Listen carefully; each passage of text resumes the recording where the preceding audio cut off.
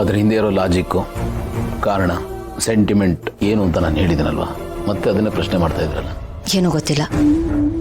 ಈ ವಿಲ್ ಬರೆಯೋದು, ಆಸ್ತಿ ಹಂಚೋದು ಇದೆಲ್ಲ ನೋಡ್ತಿದ್ರೆ ನಮ್ಗಳ ಮಧ್ಯೆ ಗೋಡೆ ಕಟ್ಕೋತಿದೀವಿ ಅಂತ ಅನಿಸ್ತದೆ. ಅದನ್ನು ಗೋಡೆ ಅಂತ ಯಾಕೆ ಅನ್ಕೋತೀರಾ? ಸೇತುವೆ ಅನ್ಕೊಳ್ಳಿ.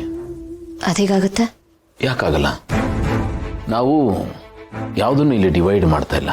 ಎಲ್ಲರೂ ಸೆಕ್ಯೂರಿಟಿಗೋಸ್ಕರ ಅವ್ರಿಗೆ ಏನೇನು ಬೇಕೋ ಅದನ್ನು ಕೊಡ್ತಾ ಇದ್ದೀವಿ ಅಷ್ಟೇ. ನೀವು ಯಾಕೆ ಅದನ್ನು ನೆಗೆಟಿವ್ ಆಗಿ ತಗೋತಾ ಇದ್ದೀರಾ? ನೀವು ಅಂತಲ್ಲ, ಎಲ್ಲರೂ ಹಾಗೆ ತಪ್ಪಾಗಿ ತಗೋತಾರೆ. ನನ್ನ ಪ್ರಕಾರ ಅದು ತಪ್ಪು. ಈ ಕಾಗದ ಪತ್ರ ಇದನ್ನೆಲ್ಲ ನೀಟಾಗಿ ಮಾಡಿಟ್ಬಿಡ್ಬೇಕು. ಯಾಕೆ ಗೊತ್ತಾ? ಆಸ್ತಿ, ದುಡ್ಡು ಇದೆಲ್ಲ ಒಂಥರ ವಿಷಯ ಇದ್ದಾರೆ. ಎಂಥ ಸಂಬಂಧನೂ ಹಾಳು ಮಾಡಿಬಿಡುತ್ತೆ. ಆಸ್ತಿಗೋಸ್ಕರ, ದುಡ್ಡುಗೋಸ್ಕರ ಒಂದೇ ರಕ್ತ ಹಂಚ್ಕೊಂಡು ಹುಟ್ಟಿದವರು ರಕ್ತ ಹರಿಸ್ತಾರೆ, ದ್ವೇಷ ಮಾಡ್ತಾರೆ, ಹಾಗೆ ಸಾಧಿಸ್ತಾರೆ. ಅದಕ್ಕೆ ಎಲ್ಲ ಚೆನ್ನಾಗಿರುವಾಗಲೇ ಯಾರ್ಯಾರಿಗೆ ಏನೇನು ಬೇಕೋ ಅದನ್ನು ಮಾಡಿಟ್ಬಿಡ್ಬೇಕು. ಹಾಗಂತ ಅವರು ಬೇರೆ ಆಗಲಿ ಅಂತಲ್ಲ. ನಾಳೆ ಅವ್ರ ಸಂಸಾರ ದೊಡ್ಡದಾಗಿ ಬೆಳೆದು ಅವರು ಸಪ್ರೇಟ್ ಆಗೋ ಪರಿಸ್ಥಿತಿ ಬಂದಾಗ ಯಾವುದೇ ಗಲಾಟೆಗಳಾಗಬಾರ್ದು, ಕನ್ಫ್ಯೂಷನ್ಸ್ ಇರಬಾರ್ದು, ಸಂಬಂಧಗಳು ಕೆಡಬಾರ್ದು. ಆ ಮುಂದಾಲೋಚನೆಯಿಂದ ಹೀಗೆ ಮಾಡಿದೆ ಅಷ್ಟೇ. ನೀವು ಹೇಳ್ತಿದ್ದು ಸರಿನೇ ಇದೆ, ಆದರೂ ಏನು ಭೂಮಿಕಾ ನೋಡಿ, ಕೆಟ್ಟ ಕೆಲಸ ಮಾಡೋದಕ್ಕೆ ಹಿಂದೆ ಮುಂದೆ ಯೋಚನೆ ಮಾಡಬೇಕು. ಒಳ್ಳೆ ಕೆಲಸಕ್ಕೆ ಅದು ಅನ್ಸಿದ ತಕ್ಷಣ ಮಾಡಿಬಿಡ್ಬೇಕು. ಮೀನಾಮೇಷ ಎಣಿಸ್ತಾ ಕೂತ್ಕೋಬಾರ್ದು. ಯಾಕೆಂದ್ರೆ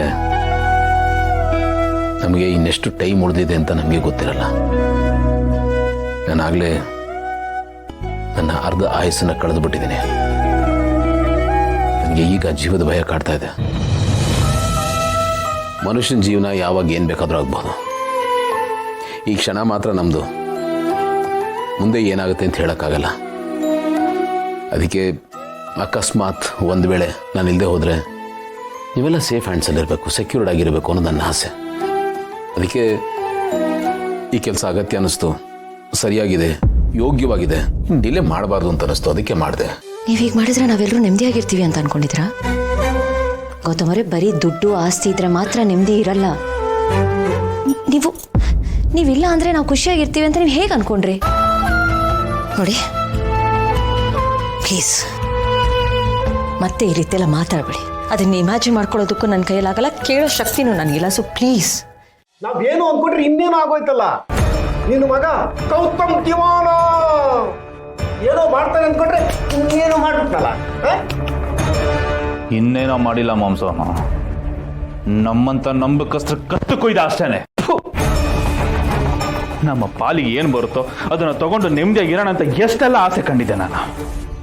ಎಲ್ಲದನ್ನು ಮಣ್ಣುಪಾಲು ಮಾಡಾಕ್ಬಿಟ್ಟ.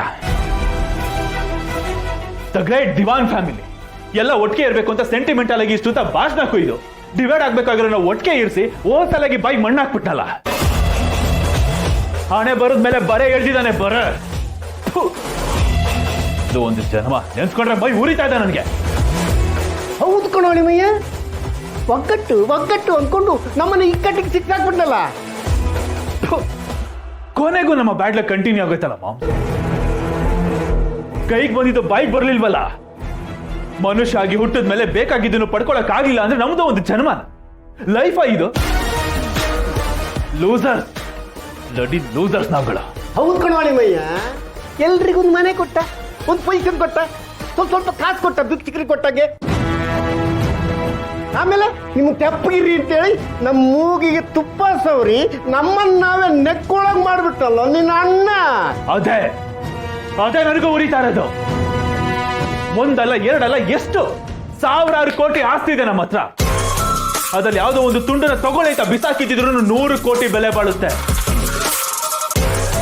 ಅದನ್ನ ತಗೊಂಡು ನೆಮ್ಮದಿಯಾಗಿ ಇಂಡಿಪೆಂಡೆನ್ಸ್ ಸೆಲೆಬ್ರೇಟ್ ಮಾಡೋಣ ಅನ್ಕೊಂಡ್ರೆ ಪುಡಿಗಾಸ್ ಕೊಡ್ತಾನ ನಮ್ಗೆ, ಮನೆ ಅದು ಇದು ಜುಜುಬಿ ಅಂತ. ಭಿಕ್ಷುಕರ ತರ ಬದುಕ್ತಾ ಇದೀವಿ ನಾವು. ನಮ್ಗಿಂತ ಬೀದಿಲೋಗ ಭಿಕ್ಷುಕರ ಎಷ್ಟೋ ವಾಸಿ. ಜೈ, ಯಾಕೆ ಇಷ್ಟೊಂದು ಕೂಗಾಡ್ತಾ ಇದೆಯಾ? Calm down. ಯಾರಾದ್ರೂ ಕೇಳಿಸ್ಕೊಂಡ್ರೆ ಕಷ್ಟ ಕಣೋ. ಕೇಳಿಸ್ಕೊಳ್ಳಿ ಬಿಡು ಮಾಮ್, ಕೇಳಿಸ್ಕೊಳ್ಳಿ. ಯಾವನೇನ್ ಮಾಡ್ಕೊತಾನೆ? ಇಷ್ಟು ವರ್ಷ ಮೇಂಟೈನ್ ಮಾಡ್ಕೊಂಡ್ ಬಂದಿದ್ದು ಗುಡ್ ವಿಲ್ಗೆ ಬಿತ್ತು ಮಣ್ಣು ಅಲ್ಲಿ. ಇನ್ನು ಒಳ್ಳೆ ಅನ್ಸ್ಕೊಂಡು ಏನ್ ಸಾಧಿಸ್ಬೇಕಾಗಿದೆ? ಸಾಧಿಸಿದಕ್ಕೆ ಇಷ್ಟು ದಿನ ಸಿಕ್ಕಿದ್ ನಮ್ಗೇನು ಚಿಪ್ಪು? ಎಷ್ಟು ಮಾಡಿದ್ರು ಅಷ್ಟೇ ಮಾಮ್, ಇಲ್ಲಿ ಏನು ಸಿಗಲ್ಲ. ಕೇಳಿಸ್ಕೊಳ್ಳಿ, ಕೇಳಿಸ್ಕೊಳೋದು ಯಾವನ್ ಏನ್ ಮಾಡ್ತಾನೆ ನಾನು ನೋಡ್ತೀನಿ. ನೋಡ್ದೆ ತಾನೆ ನೀನು ಏನ್ ಮಾಡ್ದ ಅವನು ಅಂತ? Company shares, company property, personal property ಎಲ್ಲದನ್ನು ಅವ್ನು ಮಾಡಿದ್ ಯಾರ ಹೆಸರಿಗೆ? ಆ ಮಗು ಹೆಸರಿಗೆ. ಹಂಗಂದ್ರೆ ಕಣ್ಮುಂದೆ ಇರೋರು ನಾವೇನು ಲೆಕ್ಕಕ್ಕಿಲ್ವಾ? ನಾವು ಏನ್ ಅನ್ಕೊಂಡಿದ್ದ ನಮ್ಮನ್ನ ಅವನು? ಇಷ್ಟು ವರ್ಷ ಜೊತೆಲಿ ಅಣ್ಣ ತಮ್ಮ ಅಂದ್ರು ಅಮ್ಮ ಅಂತ ಬದುಕಿರೋ ನಮ್ಗಳ ತಲೆ ಮೇಲೆ ಟವಲ್ ಹಾಕಿ ಇನ್ನು ಭೂಮಿಗೆ ಬರ್ತಾರೋ ಆ ಮಗುಗೆ ರೆಡ್ ಕಾರ್ಪೆಟ್ ಹಾಸ್ಕೊಂಡು ಕಾಯ್ತಾ ಇದ್ದಾನೆ. ಹೇಳು ಮಾಮ್, ಇನ್ನು ಹುಟ್ಟುದ್ಯಾರೋ ಆ ಮಗುಗೆ ಎಷ್ಟು ಬಿಲ್ಟಪ್ ಬೇಕಾ ಹೇಳು? ಯಾವುದೇ ಕಾರಣಕ್ಕೂ ಆಸ್ತಿ ಆ ಮಗು ಹೆಸರಿಗೆ ಹೋಗ್ಬಾರ್ದು. ಆಸ್ತಿ ಇರ್ಲಿ, ಆ ಮಗು ಈ ಭೂಮಿಗೆ ಬರಬಾರ್ದು. ಆ ಮಗು ಬದುಕಿರ್ಬಾರ್ದು.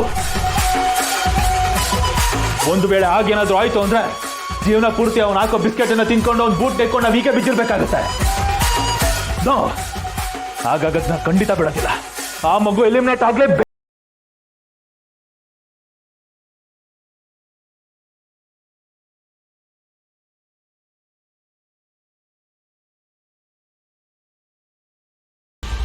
ನಾನು ಬಿಡೋದಿಲ್ಲ. ಆ ಮಗುಗೊಂದು ವ್ಯವಸ್ಥೆ ನಾನು ಮಾಡ್ತೀನಿ.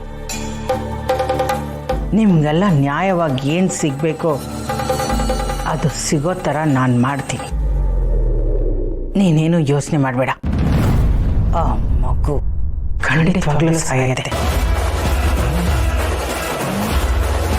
ಅದನ್ನು ತಪ್ಪಿಸೋದಕ್ಕೆ ಯಾರಿಂದನೂ ಸಾಧ್ಯ ಇಲ್ಲ.